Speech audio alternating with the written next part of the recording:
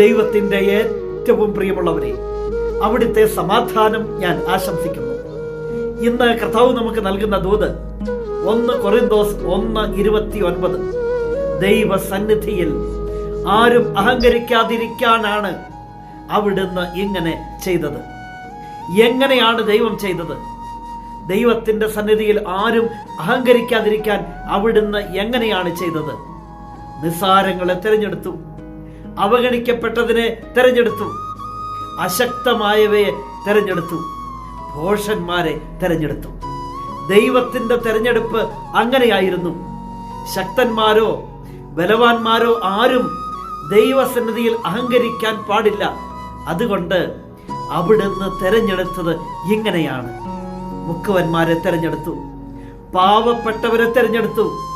ദൈവം തനിക്കായി തിരഞ്ഞെടുത്ത് മാറ്റി നിർത്തിയ പലരും നിസ്സാരരെന്ന് ലോകം കണ്ടവരായിരുന്നു. തച്ചനായ മാറിയോസേ പിതാവിനെ തിരഞ്ഞെടുത്തു, പാവപ്പെട്ട മറിയത്തെ തിരഞ്ഞെടുത്തു. അതെ, ദൈവത്തിൻ്റെ തിരഞ്ഞെടുപ്പ് അങ്ങനെയെങ്കിൽ ഇന്ന് ആ സന്നിധിയിൽ ശക്തിയോടെ നിൽക്കാൻ നമുക്ക് സാധിക്കും. കാരണം ഭോഷന്മാരായ നമ്മെ ദൈവം തിരഞ്ഞെടുത്തില്ലേ? നിസ്സാരങ്ങളായ നമ്മെ ദൈവം തിരഞ്ഞെടുത്തില്ലേ? അവഗണിക്കപ്പെട്ട അശക്തരായ നമ്മെ ദൈവം തിരഞ്ഞെടുത്തില്ലേ?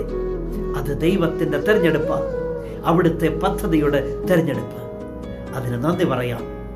ആ ദൈവം നമ്മെ എല്ലാവരെയും സമൃദ്ധിയായി അനുഗ്രഹിക്കും.